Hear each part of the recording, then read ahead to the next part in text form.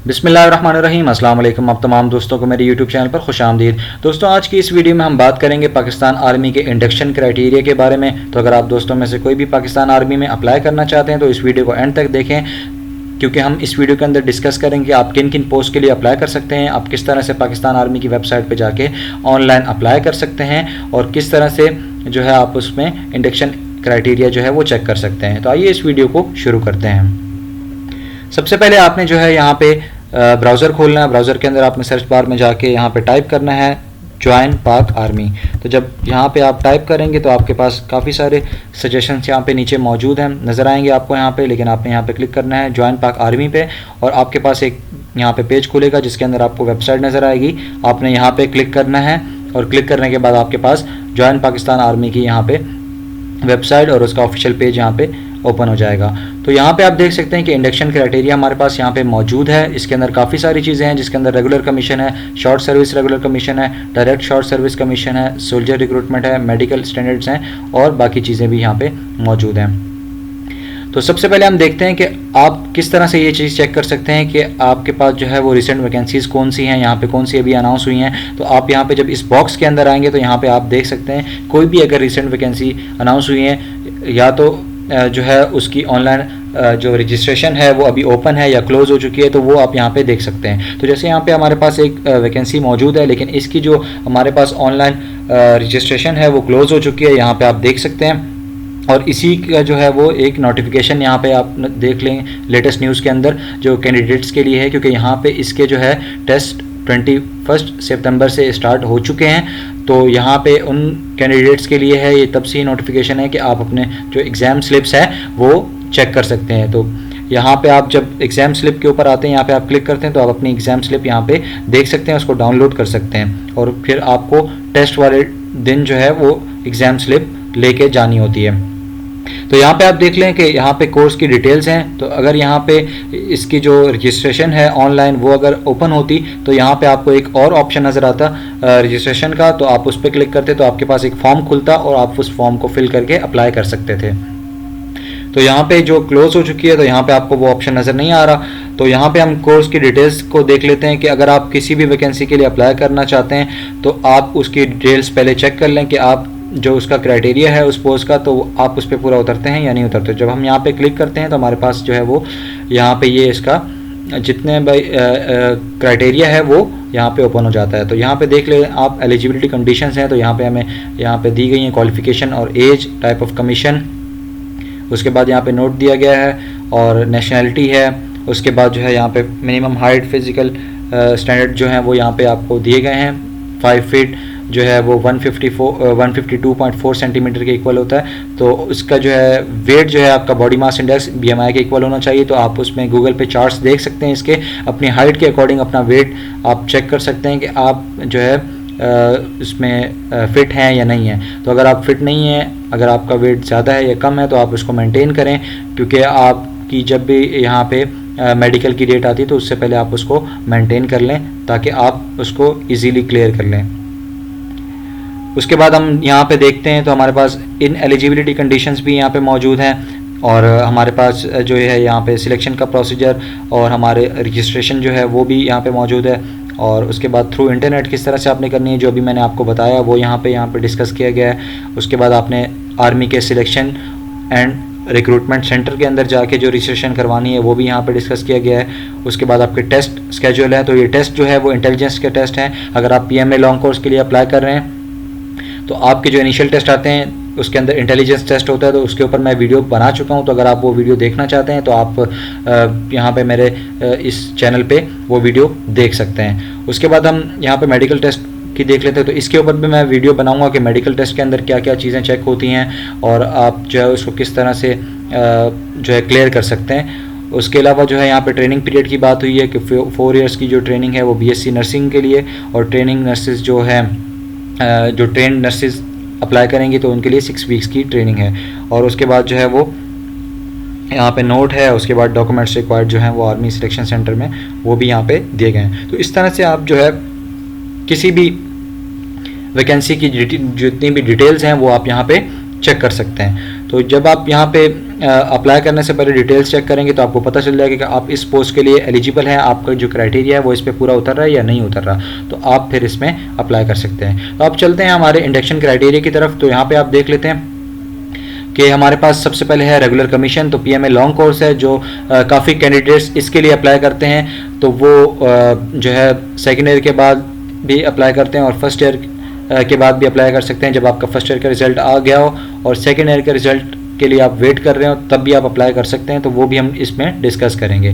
तो अब यहाँ पे जब हम क्लिक करते हैं तो हमारे पास जो अभी जो रिसेंट था 146 लॉन्ग कोर्स वो उसका यहाँ पे दिया गया है।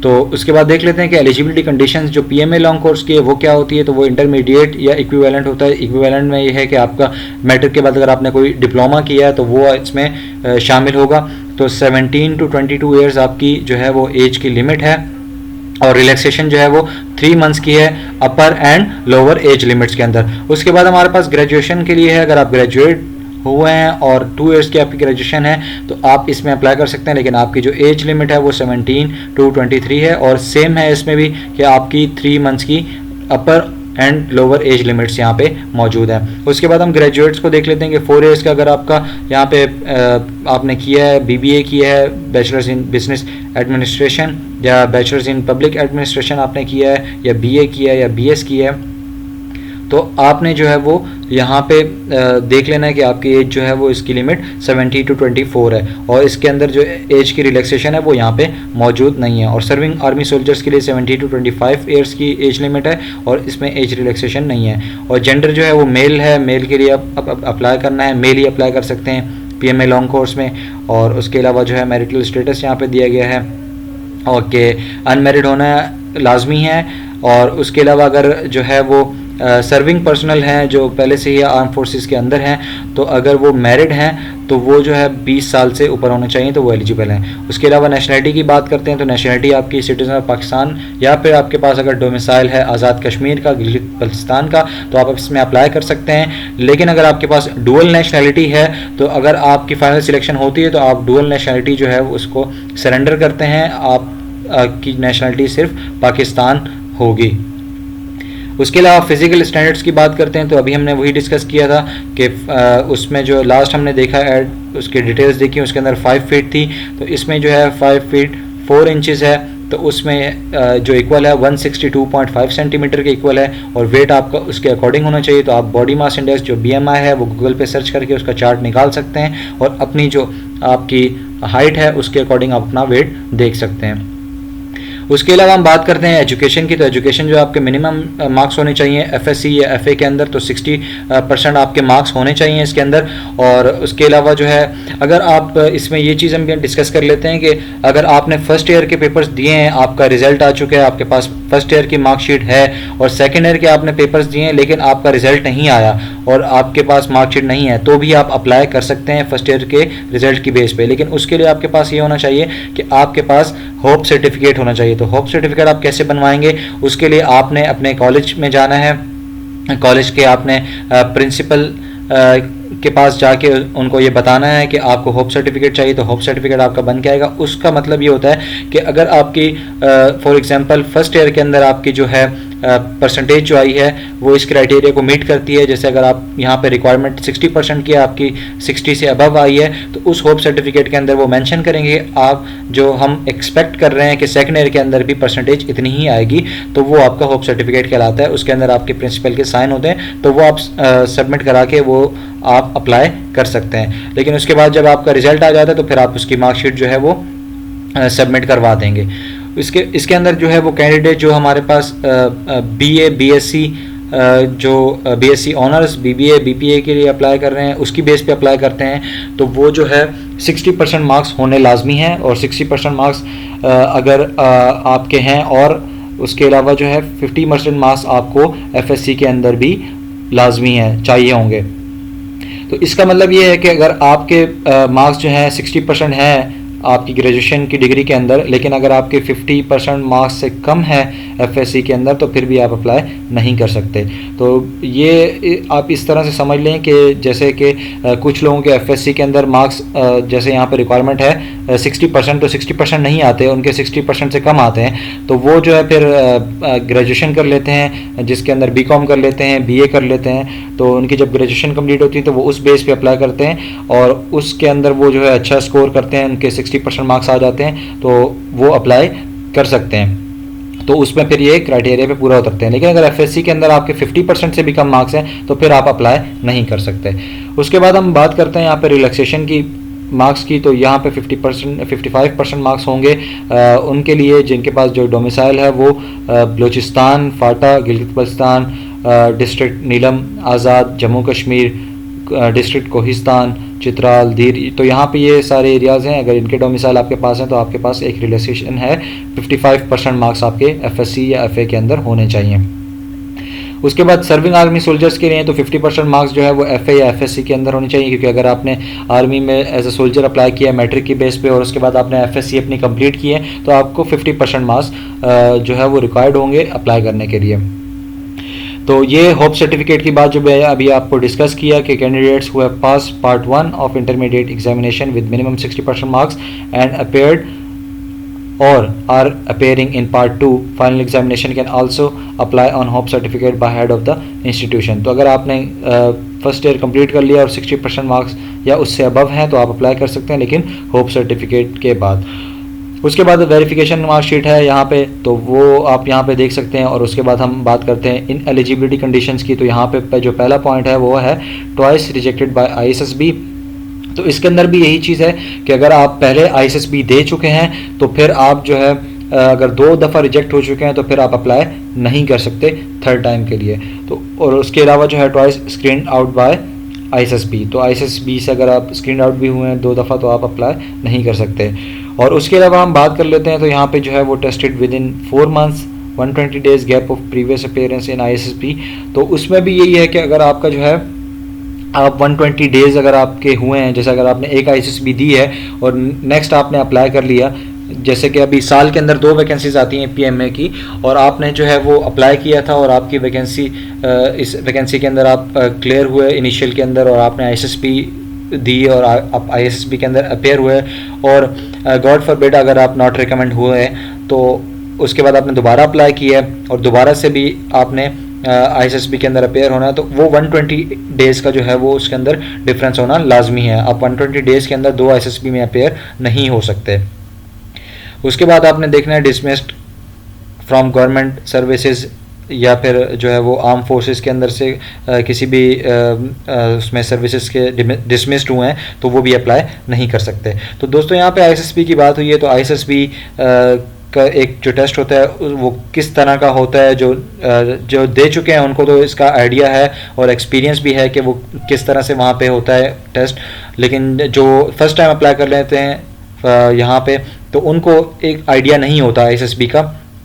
तो वो उनके लिए जो है वो मैं इस चैनल पे वीडियोस अपलोड करूँगा कि आईएसएसबी के अंदर 5 दिन में कौन कौन से टेस्ट होते हैं। जो 4 दिन होते हैं बेसिकली टेस्ट, क्योंकि आपको जो एक अराइवल डे होता है जिसके अंदर आपकी डॉक्यूमेंटेशन होती है, उसके बाद आपके टेस्ट होते हैं और फिर आपका जो लास्ट डे होता है वो आपका अगर आपने अच्छा परफॉर्म किया है तो आपका री इंटरव्यू होता है। अगर किसी भी चीज़ के अंदर आपको वो दोबारा से चेक करना चाहते हैं, आपका टेस्ट लेना चाहते हैं तो आपका री इंटरव्यू हो जाता है या री टास्क हो जाते हैं, तो वो उसको हम उन वीडियोस के अंदर डिस्कस करेंगे। और बाकी जितने भी टेस्ट हैं हम उनको भी इंडिविजुअली डिस्कस करेंगे कि आप किस तरह से उनमें अच्छा परफॉर्म कर सकते हैं। तो अगर आप वो वीडियो देखना चाहते हैं तो चैनल को सब्सक्राइब कर दें ताकि जो है आप उन वीडियोज़ को देख सकें। तो नेक्स्ट हम चलते हैं, यहाँ पर हमारे पास जो है वो जो रजिस्ट्रेशन का प्रोसेस है जो हमने लास्ट में भी देखा, लास्ट के जो डिटेल्स हमारे पास थी उसके अंदर भी था कि आपने ऑनलाइन पहले फॉर्म किस तरह से सबमिट करना है और उसके बाद आपने जो है वहाँ पे आर्मी के सिलेक्शन और रिक्रूटमेंट सेंटर के अंदर जाके किस तरह से करना है और उसके बाद जो है आपके टेस्ट किस तरह से होंगे। तो इंटेलिजेंस टेस्ट और रिटन टेस्ट की मैं आपको बता चुका हूँ। तो यहाँ पे इंटेलिजेंस टेस्ट की मैं वीडियोज़ बना चुका हूँ और अब मैं मैथ, पाक स्टडीज़, इस्लामियात, जनरल नॉलेज के ऊपर जो है वो काम कर रहा हूँ। तो अगर आप वो वीडियोस देखना चाहते हैं तो चैनल को सब्सक्राइब करें ताकि आप वो वीडियोस देख सकें। उसके बाद हम फिज़िकल स्टैंडर्ड जो है वो फिज़िकल टेस्ट है, तो फिज़िकल स्टैंडर्ड्स की बात करते हैं। तो इसके अंदर जो है आपके पास टेस्ट होगा वो 1.6 किलोमीटर की जो रनिंग है आपके पास 8 मिनट के अंदर आपने कंप्लीट करना है। तो दोस्तों अगर आप यहाँ पे सोच रहे हैं कि आप अप्लाई करना चाहते हैं, तो फिर आप अभी से रनिंग स्टार्ट करें, क्योंकि आपके लिए मुश्किल हो जाएगी। तो उसके अंदर भी हम जो है वो डिस्कस करेंगे, क्योंकि इसका एक ही आपके पास टेक्निक है कि अगर आप यहाँ पे रनिंग डेली बेसिस पे करते हैं और इतनी ही रनिंग करते हैं तो आपके लिए एक रूटीन बात हो जाएगी। तो आप डेली इसको जब अप्लाई करेंगे तो आप इजीली कर सकते हैं। तो इसी तरह से जो है आप पुशअप्स आपके पास हैं, इसमें 15 रिपीटिशंस हैं आपके पास, 2 मिनट्स के अंदर आपने कंप्लीट करने हैं। सिटअप्स आपके पास हैं 20 रिपीटिशंस हैं, 2 मिनट्स में कंप्लीट करने हैं। चिनअप्स आपके पास हैं 3 रिपीटिशंस हैं, इसके अंदर 2 मिनट्स में आपने कंप्लीट करने हैं। और डिच क्रॉसिंग होती है 7.4 बाय 7.4 की, और डीप जो होता है ये वो 4 इंचेस का होता है। तो उसके बाद जो है वो यहाँ पे हम देख लेते हैं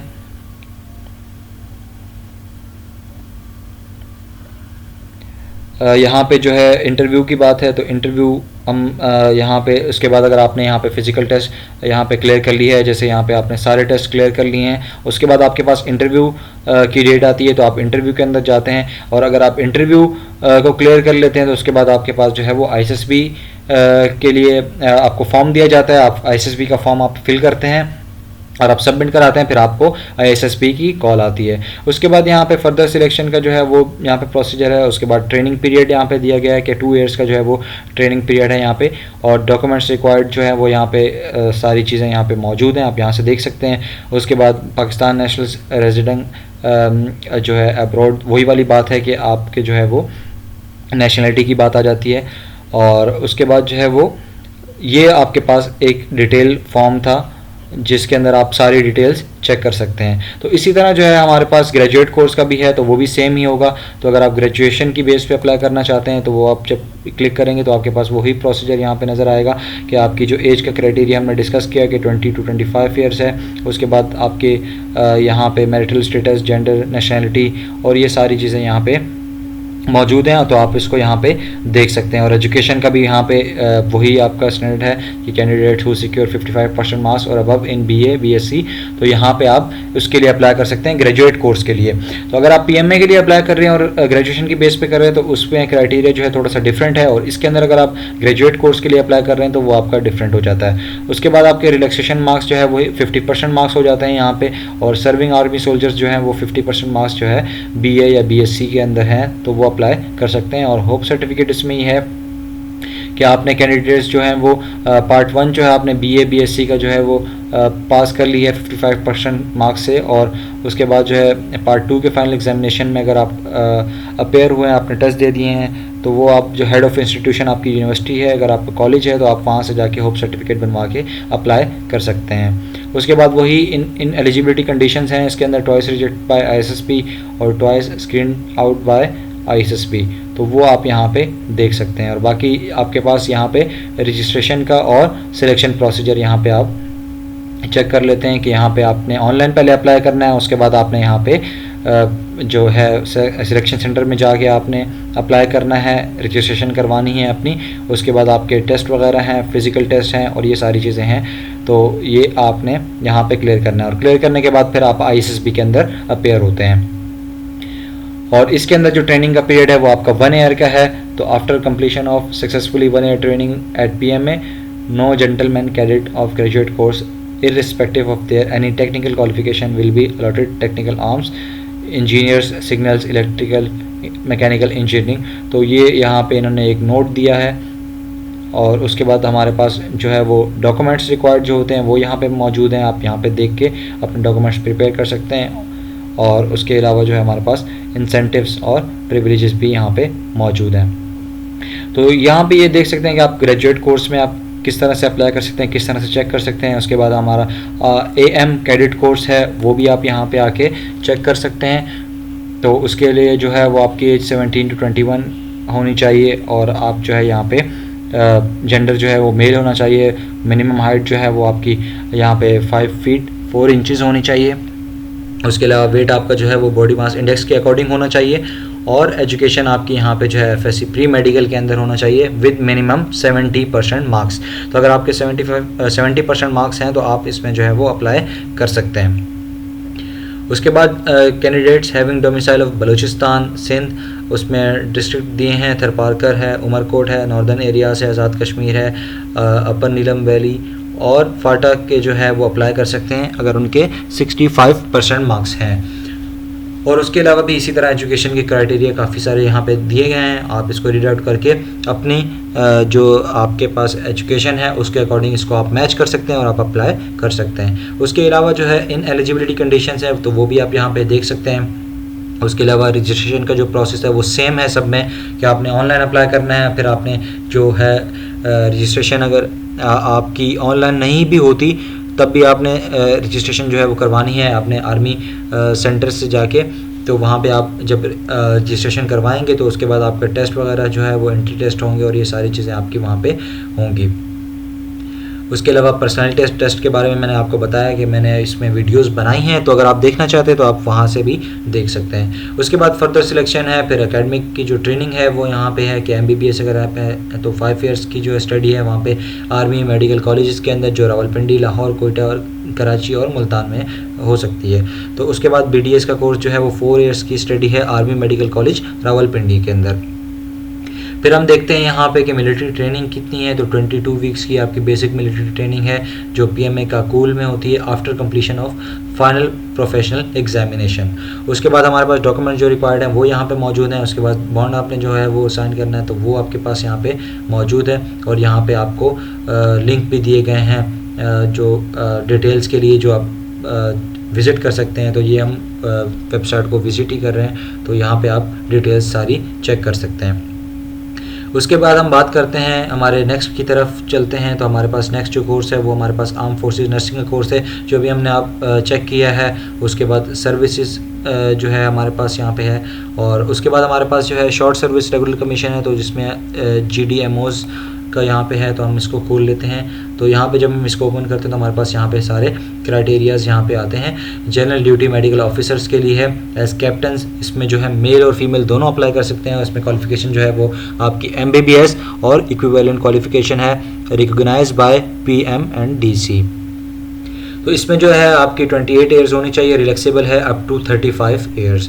उसके अंदर जो उसके बाद हमारे पास नेक्स्ट है जो यहाँ पे क्लासिफाइड स्पेशलिस्ट की यहाँ पे लिस्ट दी गई है हमारे पास, तो वो भी आप यहाँ पे देख सकते हैं। अगर आप इसके ऊपर पूरा उतरते हैं तो आप इसको भी चेक कर सकते हैं। उसके अलावा हमारे पास यहाँ पे जो है वो सब स्पेशलिस्ट है medicine and allied as major, तो वो भी आप यहाँ पे देख सकते हैं। मेल और फीमेल दोनों अप्लाई कर सकते हैं। यहाँ पे सब स्पेशलिस्ट है surgical and allied as major, तो वो भी आप यहाँ पे देख सकते हैं। तो वो डिफरेंट आपकी कैटेगरीज हैं, तो आपकी जो भी क्वालिफिकेशन है आप उसके अकॉर्डिंगली जो है वो यहाँ पे चेक करके अप्लाई कर सकते हैं। और इसके अंदर जो है हमारे पास मिनिमम हाइट है वो हमारे पास 5 फीट 4 इंचेस है, 162.5 सेंटीमीटर, और फीमेल के लिए जो है वो 5 फीट है यहाँ पे 152.4 सेंटीमीटर। तो और वेट जो है हमारा बॉडी मास इंडेक्स के अकॉर्डिंग होना चाहिए। और इन एलिजिबिलिटी कंडीशंस यहाँ पे हमें दी गई हैं वो भी आप यहाँ पे चेक कर सकते हैं।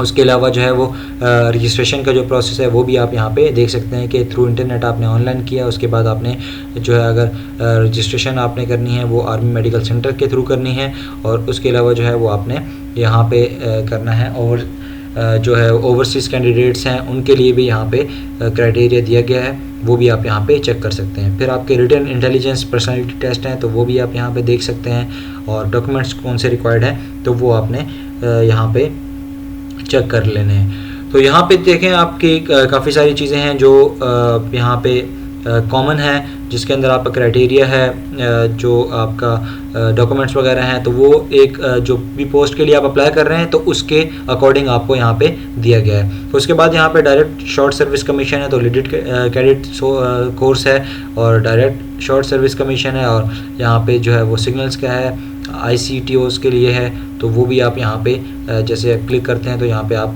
पूरी उसकी डिटेल्स चेक कर लेते हैं। यहाँ पे जैसे आपकी कॉप्स ऑफ इंजीनियर्स यहाँ पे उसकी वैकेंसी है, कॉप्स ऑफ सिग्नल्स है, आर्मी सर्विसेज हैं, कॉप्स ऑफ ऑर्डिनेंस है, तो ऑर्डिनेंस है। तो यहाँ पे जितनी भी हैं ये सारी चीज़ें आप यहाँ पे चेक करके अपनी क्वालिफिकेशन के अकॉर्डिंग आप इसमें अप्लाई कर सकते हैं। तो उसके बाद हम देखते हैं अपना सोल्जर की तरफ चलते हैं। तो सोल्जर में काफ़ी लोग अप्लाई करते हैं जो जिनकी मैट्रिक होती है, तो मैट्रिक के बेस में आप अप्लाई कर सकते हैं। तो उसके अंदर हम यहाँ पे देख लेते हैं कि हमारे पास यहाँ पे मौजूद है। तो यहाँ पे इन्होंने सारी चीज़ें यहाँ पे दी गई हैं और इंतखाबी तरीक़ाकार बराए सिपाही यहाँ पे इन्होंने दिया गया है। तो वो यहाँ पे आप देख के चेक कर सकते हैं और अपनी सारी चीज़ें जितनी भी हैं वो इसके अकॉर्डिंग मैच कर सकते हैं। अगर आप इसके अंदर क्राइटेरिया पे पूरा उतरते हैं तो आप अप्लाई कर सकते हैं। तो इसमें हम तरीक़ाकार को देख लेते हैं कि यहाँ पे इन्होंने मेंशन किया है कि तमाम उम्मीदवारों का पहले जिस्मानी और तिबी मुआयना होगा, इसके बाद तालीमी, ज़हनी और जिस्मानी टेस्ट होंगे। तो इसमें फ़िज़िकल टेस्ट आपका पहले हो रहा है, क्योंकि अगर आप बाकी चीज़ों में देख लेते हैं तो आपके जो जितने भी आपके अभी हमने डिस्कस किए हैं उसके अंदर आपका जो है वो इनिशियल टेस्ट होता है, फिर आपका फ़िज़िकल टेस्ट होता है।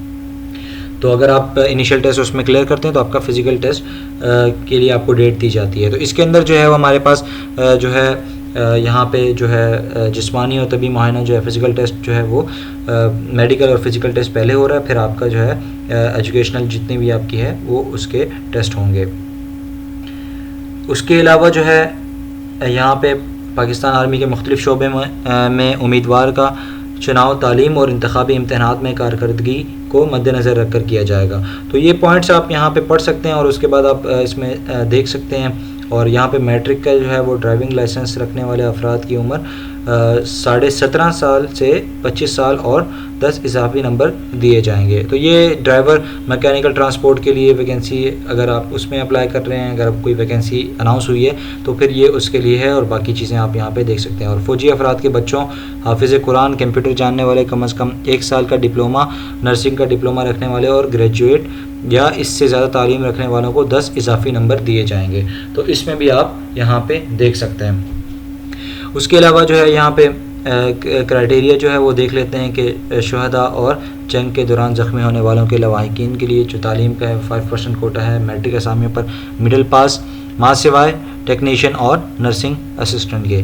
और उसके बाद उम्र की यहाँ पे है कि यहाँ पे आप 17.5 साल से 25 साल और कद जो है वो 5 फीट 4 इंच और छाती जो है वो चेस्ट जो है आपका 74 टू 79 सेंटीमीटर। और उसके अलावा बलूचिस्तान के लिए भी अलग यहाँ पे है और गिलगित बल्तिस्तान के लिए भी है, फाटा के लिए भी है। और ना अहलियत जो है वो इन एलिजिबिलिटी जो है वो यहाँ पे है कि वो उम्मीदवार जो आर्म फोर्सेस सरकारी मुलाजमत से डिसिप्लिन ना अहलियत की बिना पर बरतरफ कर दिए गए हों, डिसमिस किए गए हों, तो वो अप्लाई नहीं कर सकते। या फिर वो उम्मीदवार जो आर्म फोर्सेस सरकारी की मुलाजमत के लिए मेडिकल तौर पर नाअहल करार दिए गए हैं। मेडिकल अगर आप किसी भी पोस्ट से अनफिट हुए हैं किसी भी टेस्ट से तो वो आप जो है इसमें अप्लाई नहीं कर सकते। और उसके अलावा जो है वो उम्मीदवार जो किसी अदालत या अदालत से इखलाकी गिरावट या संगीन जुर्म के इर्तिकाब की बिना पर सज़ा याफ्ता हों, तो अगर आपकी कोई भी डिसिप्लिनरी एक्शन आपके अगेंस्ट लिया गया है तो वो फिर उसमें आप अप्लाई नहीं कर सकते। तो आप इन चीज़ों का ज़रूर ख्याल रखें और इस तरह से जो है वो आप इसमें चेक कर सकते हैं। उसके अलावा जो है वो फ़िज़िकल स्टैंडर्ड्स अभी हमने हर पोस्ट के लिए अलग से देखे हैं, तो यहाँ पे भी आप चेक कर सकते हैं कि पूरी लिस्ट यहाँ पे दी गई है फ़िज़िकल स्टैंडर्ड की, तो वो आप यहाँ पे चेक कर सकते हैं। तो दोस्तों ये थी आज की वीडियो जिसके अंदर हमने यहाँ पे डिस्कस किया कि आप जो है वो किस तरह से इंडक्शन क्राइटेरिया को यहाँ पे आके चेक कर सकते हैं और किस तरह से आप नीचे यहाँ बॉक्सेस में यहाँ पे आके देख सकते हैं। अगर आपकी यहाँ पे एक से ज़्यादा यहाँ पे वैकेंसीज़ अगर अनाउंस हुई हैं तो वो आपको यहाँ नज़र आ जाएंगी और उसमें आप फिर अप्लाई कर सकते हैं। और आपको यहाँ 3 ऑप्शन नज़र आएंगे, जैसे यहाँ पे 2 ऑप्शन है क्योंकि यहाँ पे जो इसकी रजिस्ट्रेशन है वो क्लोज़ हो चुकी है, तो यहाँ पे आपको वो रजिस्ट्रेशन का ऑप्शन नज़र नहीं आ रहा। तो अगर आप यहाँ पे अप्लाई करते हैं तो वहाँ पे रजिस्ट्रेशन के यहाँ पे ऑप्शन पे आप क्लिक करके अपना फॉर्म फिल कर सकते हैं अपनी एजुकेशन के अकॉर्डिंग, अगर आप किसी वैकेंसी के लिए एलिजिबल हैं। तो दोस्तों अगर आपको ये वीडियो पसंद आई है तो आप इसको लाइक करें और आप चैनल को ज़रूर सब्सक्राइब करें, क्योंकि इस ISSP के टेस्ट और इंटेलिजेंस टेस्ट और बाकी फ़िज़िकल के टेस्ट के ऊपर जो है वो मैं वीडियोस जल्द ही अपलोड करूँगा, तो ताकि आप जो है वो वीडियो देख सकें और बेल आइकन को ज़रूर प्रेस करें ताकि आप उन वीडियो की नोटिफिकेशन हासिल कर सकें। तो दोस्तों इंशाल्लाह मिलते हैं अपनी अगली वीडियो में, तब तक के लिए अल्लाह हाफ़िज़।